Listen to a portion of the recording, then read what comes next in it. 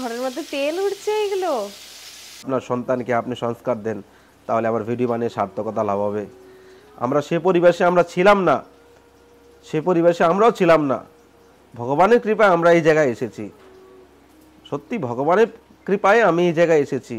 দামোদর নামটা অনেকটাই প্রিয়, আর ভগবানের আমার আরও দুটো নাম প্রিয় আছে, মাধব আর গোবিন্দ। আমি তো প্রথমে এই যে ছোট মানুষ, তুমি কি করছো? দেখেন না, দেখেন নখ দিয়ে গালটা ছড়িয়ে দিচ্ছে নখ দিয়ে। আজকে আকাশটা খুব মেঘলা, বৃষ্টি আসার সম্ভাবনা আছে। ঈশ্বর পরম কৃষ্ণ সচিতানন্দ বিগ্রহ অনাধে রাধে গোবিন্দ সর্ব কারণ কারণম। ভগবান হলেন সর্ব কারণের কারণ। ভগবান কৃষ্ণ, ভগবান গোবিন্দ হলেন। রাধে রাধে সকলকে বৃন্দাবন ফ্যামিলি ব্লগে সুস্বাগতম। আপনারা সকলে কেমন আছেন? আশা করছি রাধারানী কৃপায় ভালোই আছেন, আমরাও ভালো আছি। তো চলেন, আজকে রাধা দামোদরের কি সেবা হচ্ছে আপনারা দেখতে থাকেন। গোবিন্দ দামোদর মাধবেন্দ্র, গোবিন্দ দামোদর মাধবেতে। রাধে রাধে। প্রিয় ভক্তগণ, আজকে পবিত্র দামোদর মাস চলছে প্রায় এন্ডের দিকে। ভগবানের এই দিব্য দর্শনের দ্বারা আপনার জীবনে যদি কোনো পরিবর্তন আসে, তাহলে আপনার মনুষ্য জন্ম সার্থক, আর আমার ভিডিও বানিয়ে সার্থকতা লাভ হবে।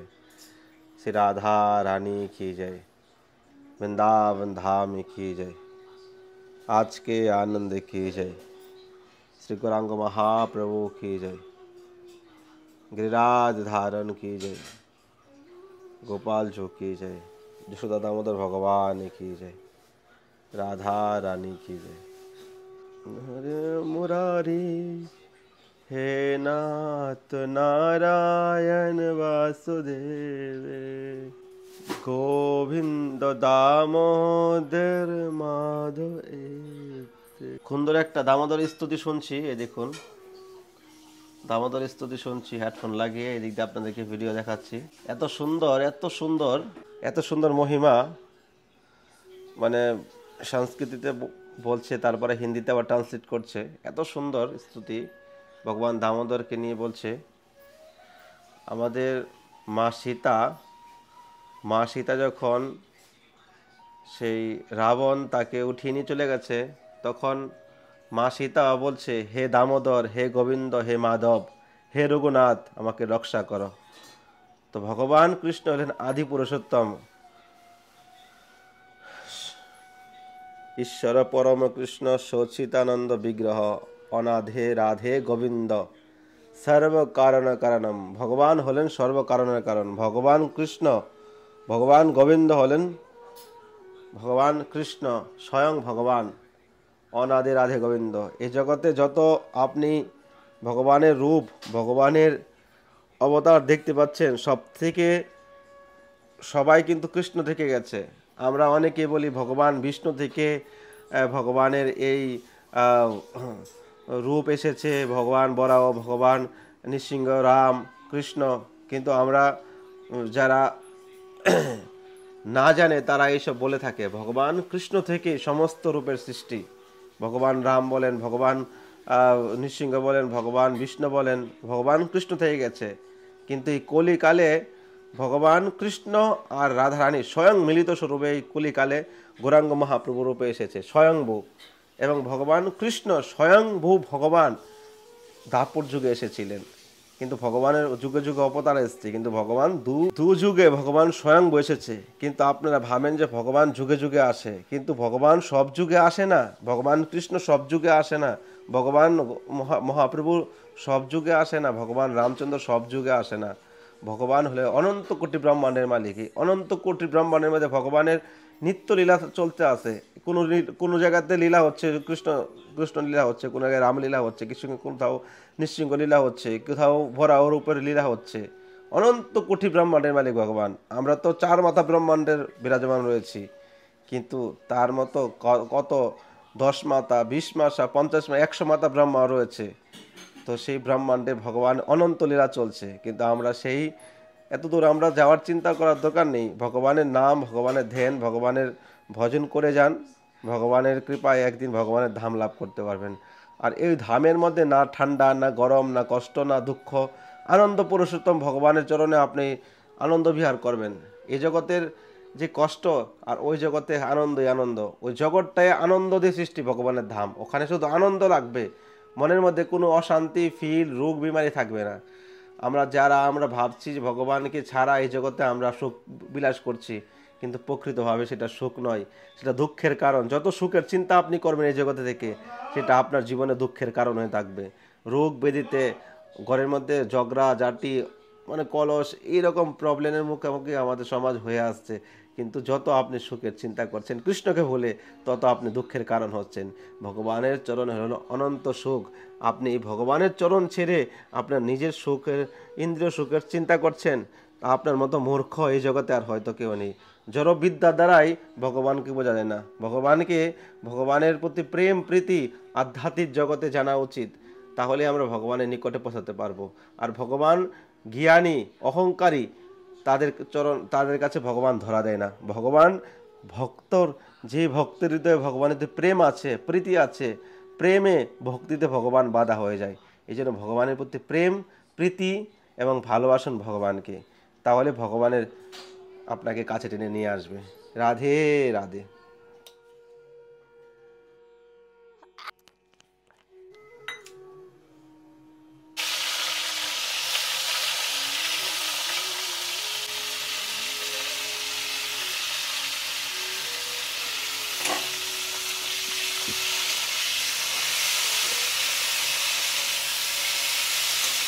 রাধে রাধে।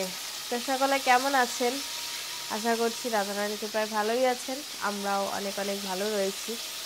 দেখছেন একটা ঘরের মধ্যে থাকার কি, এখন কত তেল উঠছে ঘরের মধ্যে, তেল উঠছে এগুলো। যাই হোক, আর কি করার, ভগবান যাকে যেভাবে রাখে সেটাই। তো ভগবান যাকে যেভাবেই রাখে, যেই পরিস্থিতি রাখে, তাকে মানিয়ে নেওয়া দরকার। কারণ ভগবান সবার ভালোর জন্যই সব কিছু করে। তো আমাদেরকে যেভাবে ভগবান রেখেছে, সত্যি সেভাবেই খুশি, আমরা খুশি খুবই। এখন এই যে রান্না হচ্ছে, সবজি টবজি রান্না বান্না এখন শুরু করলাম, প্রায় অনেকটা বেলা হয়ে গেছে। মাধব এখন ঘুমাচ্ছে, আর গৌরাঙ্গি গেছে স্কুল, আর দামোদরের সিঙ্গার হয়েই গেছে। তারপরে দামোদরের সিঙ্গার দর্শন করতে পারবেন। চলেন আমি মশলাটা তখন বেটে নিই।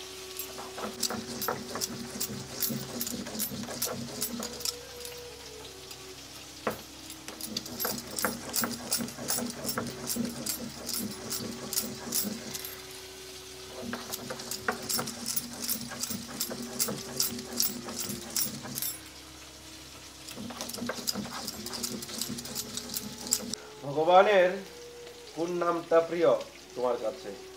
অ্যাকচুয়ালি তো ভগবানের সব নামই প্রিয়, কিন্তু অনেকের যার যার ফেভারিট থাকে।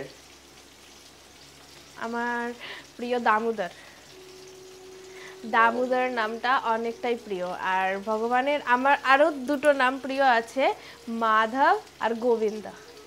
আমি তো প্রথমে আমি ভক্তি জীবন শুরু করেছি আমার গোবিন্দকে ডেকে ডেকে, হা গোবিন্দ, হে গোবিন্দ, হে গোবিন্দ, হে গোবিন্দ বলতাম। তারপরে এলো আমার দামোদর, আর এখন হচ্ছে মাধব। আর মাধব নামটা আমার অপূর্ব। যখন প্রভু বলেছে মাধব নামটা, আমি যখন দেখতাম, ওই কি বলে, আরে মহাভারতে যে কৃষ্ণকে দ্রৌপদী মাধব মাধব বলে ডাকতো, আমার খুব নামটা ভালো লাগতো। তো আজ এই প্রভু যখন মাধবের নাম ডাকলো, গোবিন্দ আর দামোদর, এই তিনটা নামের অর্থ জানো? বলতে পারবে? তিনটা থেকে একটা নামের অর্থ বলো। অর্থ বলো। দামোদর মানে কি বলো? দামোদর নামটা কেন পড়েছে? দাম কথার অর্থ হচ্ছে দড়ি, আর দর কথার অর্থ হচ্ছে উদর। উদর জানে মা যশোদা যে প্রেম ভক্তি দিয়ে যে তাকে বেঁধেছিল, তার নামই তো দামোদর। যে রশ্মি দিয়ে বেঁধেছিল তার নামই দামোদর। আমাদের রাধে রাধে। আমাদের সমাজ এখনো আমাদের ধর্মীয় ব্যাপারে জানার অগ্রসর নেই, ইচ্ছা নেই, বা জানার প্রয়াস নেই, বা সেরকম কোনো পরিবেশ নেই যে আমাদের ধর্মীয় ব্যাপারে জানার। গীতা, ভাগবত, শাস্ত্রীয় ব্যাপার, নিজের আধ্যাত্মিকভাবে তার জীবনে উন্নত করা কোনো প্রয়াস নেই। তার কারণ হলো আমাদের সমাজ যেভাবে অধপতনের দিকে যাচ্ছে, আমাদের সমাজ যেভাবে জড়জাগতিক বস্তুর পিছনে আকর্ষণ হচ্ছে, তার কারণ হলো তার পিছনে শিক্ষা, সংস্কার। প্রত্যেকটা বাবা মারই তার ছেলে মেয়েদেরকে সংস্কার দেওয়া ইচ্ছা বাধ্যতামূলক। আপনার ছেলে, আপনার সন্তান, সে ছোট থেকে আপনি বড় করেছেন, আপনি কীরকম সংস্কার দিয়েছেন, আপনি তাকে কিভাবে বড় করে তুলছেন, তার উপরে ডিপেন্ড করবে তার জীবনযাপন। এখনও আমি দেখি সমাজের মধ্যে যে বাবা মাকে খেতে দেয় না, বৃদ্ধাশ্রমে পাঠিয়ে দিয়েছে, ছেলে ইঞ্জিনিয়ার, তার পিছনে কি সংস্কার নেই, ধর্মীয় জ্ঞান নেই। যেভাবে আজকাল বিশেষ করে বাঙালিরা যেভাবে তারা জনজাগতিকভাবে আকর্ষণ রয়েছে, দুর্গাপূজাকে, কালী পূজাকে তারা নিজের একটা মানে নিজের কালচার বানিয়ে দিয়েছে, ডিজে বাজিয়ে মাছ মাংস মদ খাওয়া ভাবে, মানে একটা মানে সনাতন ধর্মটাকে একবারে তুচ্ছ করে দিয়েছে তারা। তো তারা কি শিখবে? ভগবান দামোদর নাম তাই জানে না, দামোদরকে সেটাই জানে না। আজকে অন্য ধর্মের দিকে যান, অন্য ধর্মের লোকেরা তাদের ধর্মীয় আলোচনা করে, শেখায়, জানে। আমাদের সমাজে যদি একটা হিন্দু ছেলে একটা হিন্দু মেয়েকে জিজ্ঞেস করা হয়, ধর্মীয় ব্যাপারে প্রশ্ন করা হয়, সে বলে জানে না। সামান্য বৃন্দাবন ধাম এটা কোথায় কি সেটাই বৃন্দাবনটা পরের ব্যাপার, সেটা পরে। নিজের জীবনে যদি পারমার্থিক উন্নত হয়, সমাজ যদি ভালো আসে, সমাজটাকে যদি ভালো করে তুলতে চান, যেভাবে আজকাল ধর্ষণ রেপ হচ্ছে সমাজের মধ্যে, এগুলো কারণটা কি? এই উগ্র খাওয়া দাওয়া, উগ্র পরিবেশ, নোংরা খাওয়া দাওয়া, নোংরা পরিবেশের মধ্যে তারা যুক্ত রয়েছে, কাম বাসনার মধ্যে ডুবে আছে, ভগবত কথা নেই, সৎসঙ্গ নেই, ধর্মীয় আলোচনা নেই। এই জন্য আজকাল দেশের মধ্যে হাল হয়ে আছে। তো এইগুলা আমরা যদি আওয়াজ না ওঠাই, আমরা যদি প্রতিবাদ না করি, আমরা যদি ধর্মীয়ভাবে প্রচার না করি, তাহলে সমাজ কোথায় যাবে? যেভাবে সমাজ আজকাল অন্ধ জগতে চলে যাচ্ছে, দুনিয়ার আধ্যাত্মিক জগৎ থেকে বেরিয়ে চলে যাচ্ছে। তো বলার উদ্দেশ্য, যদি আমার ভিডিওর মাধ্যমে যদি আপনার সন্তানকে আপনি সংস্কার দেন, তাহলে আমার ভিডিও বানিয়ে সার্থকতা লাভ হবে। আমরা সে পরিবেশে আমরা ছিলাম না, সে পরিবেশে আমরাও ছিলাম না। ভগবানের কৃপায় আমরা এই জায়গায় এসেছি। সত্যি ভগবানের কৃপায় আমি এই জায়গায় এসেছি। নিজের প্রয়াস থাকা দরকার, মনের মধ্যে ইচ্ছা ছিল, মনে মনে সবসময় ইচ্ছা ছিল, হে গোবিন্দ, হে গোপীনাথ, হে মদন মোহন, বাঁচাও এই নরক থেকে, পারছি না এই জগতের দুঃখ কষ্ট সইতে পারছি না। ভগবান রক্ষা করেছে, ভগবান ওনার চরণে জায়গা দিয়েছে। যেভাবে মানুষে কষ্ট ভোগ করছে, আজকে আমরা বৃন্দাবনে রয়েছি বলে আমরা কষ্টটা ভোগ করতে পারছি না, কষ্ট অনুভব হচ্ছে না। বৃন্দাবনে আছি ভগবানের চরণে, রাধাহানির চরণে। ঘুম থেকে কৃষ্ণ চিন্তা, কৃষ্ণ ভাবনাময়, কি করব ভগবানের জন্য, আজকে কি সিঙ্গার, কি সেবা, কি নিজের অহংকার করছি না। সেটা সংসার থেকে, পরিবেশের মধ্যে, পরিবারের থেকেও করা যায়। উদাহরণ দিলে অনেক কিছু দেওয়া যায়, কিন্তু বেশি কিছু উদাহরণ এখানে দিচ্ছি না। তো এটাই বলবো যে গোবিন্দ, মাধব, দামোদর নামের অর্থ জিজ্ঞেস করছিলাম ভুলিকে, তো দামোদর অর্থের উত্তরটা দিল গোবিন্দ। গোবিন্দ নামটা সবার মুখে আছে, হে গোবিন্দ, হে গোপীনাথ, হে গোবিন্দ রক্ষা করো। ভগবান গোবিন্দর নাম নিলে আপনার জীবনে, আপনি যে অসহায়, যে ব্যক্তি অসহায়, আপনি খুব কষ্টে আছেন, তখন ভগবান গোবিন্দ আপনাকে রক্ষা করে। আর গোবিন্দ নাম কে রেখেছিল? ইন্দ্রদেব। ভগবান যখন গোবর্ধন লীলা করেছিলেন, গোবর্ধনকে উঠিয়েছিল, ইন্দ্রদেবের অহংকার হয়ে গেছিল। তো অহংকার ভাঙার জন্য ভগবান লীলা করেছেন। কিন্তু লাস্টে ইন্দ্রদেব আর পারছে না, ভগবানের কাছে এসে মাথা নত করলো, ক্ষমা চাইলো, হে প্রভু, হে গোবিন্দ। গোবিন্দ নাম তখন ভগবানকে দিয়েছিল। সুরভি কামধেনু গায়ে দিয়ে ভগবান কৃষ্ণকে অভিষেক করেছিলেন, সেই জন্য গো সেবাও কিন্তু সনাতনের কালচার। আজকাল ঘরে ঘরে কুত্তা পালে, এটা আমাদের সনাতনী কালচার নয়। কুকুরকে আপনি খাওয়ান, সনাতনী শাস্ত্রে আছে, আমাদের ধর্মে কালচার রয়েছে, প্রথম রুটি গোমাতার জন্য, লাস্ট রুটি কুকুরের জন্য। এই জন্য কুকুর পালা ঘরের বিছানায় রেখে নয়, এটা সনাতনী কালচার নয়। কুকুর পালেন, বাইরে পালেন, কুকুরকে খাওয়ান। সবারই সব জীব জানোয়ারকে শ্রদ্ধা, তাদেরকে স্নেহ করার সনাতন কালচার রয়েছে। কিন্তু আমরা এই নয় যে আমরা ভগবানকে বলে একটা জীব জানোয়ার ঘরের ভিতরে উঠিয়ে নিয়ে এসে তাকে পুষি আর ভগবানকে বলে। আমরা কোথায় রয়েছি? আমরা আমাদের কালচার, যত ফরেন কালচার আমাদের দেশে এসে গেছে, আমরা তো ফরেন কালচার, ফরেন লোকেরা তো ভগবানের ভক্তি করছে, কৃষ্ণ ভক্তি করছে, তারা কালচার বলে আমাদের কালচারে তারা যোগদান করেছে। কিন্তু আমরা তো তাদের কালচার এখন নিচ্ছি আমাদের কালচার নিজের বলে। তো তাদের অধঃপতন না, তাদের মঙ্গল হবে, আমাদের অধঃপতন হচ্ছে। তো বলতে গেলে ভিডিও অনেক বড় হয়ে যায়। তো জীবনে যদি পারমার্থিক দিকে যান তাহলে সৎসঙ্গ দরকার, আধ্যাত্মিকভাবে নিজেকে গড়ে তোলার ইচ্ছা রাখতে হবে মনের মধ্যে, ভগবানের প্রতি ভক্তি, নিষ্ঠা, আহার, শুদ্ধ আহার করতে হবে। আমরা বলি আহার করে কি হবে? আমরা তো ভক্তি করছি, মনে মনে ভগবানকে ডাকছি। মনে মনে ভগবানকে ডেকে আপনি কি করবেন? আপনি তো আহার শুদ্ধ নেই, আপনি জীব হত্যা করছেন, আপনি জীব খাচ্ছেন। তো এইগুলোর পাপ, এইগুলার যে হিংসা, এগুলা যাবে কোথায়? এগুলো আমাদের মধ্যেই প্রবেশ করছে। এই জন্য ভগবানের ভক্তি করার প্রয়াস করুন, শুদ্ধ আহার করুন, ভগবানের নাম করুন, সৎসঙ্গ করুন, নিজের ধর্ম, নিজের সমাজ, নিজের দেশের জন্য প্রতিবাদ করুন। ধর্ম রক্ষা, দেশ রক্ষা, সমাজ রক্ষা, পরিবার রক্ষা প্রত্যেকটা সনাতনের দায়িত্ব। এই জন্য খালি ধর্ম করলে হবে না, প্রত্যেকটা ভাবে আপনার প্রতিবাদ করতে হবে। তাহলে আপনি সনাতনী যোদ্ধা, সনাতনী ভক্ত, একজন সনাতনী হলেন। না হলে আপনি ভক্তি পড়বেন আর প্রচার করলেন না, আর আপনি নিজে নিজে করলেন ধর্মের প্রতি, দেশের প্রতি, জাতির প্রতি, সমাজের প্রতি, তাহলে আপনি কি হলেন?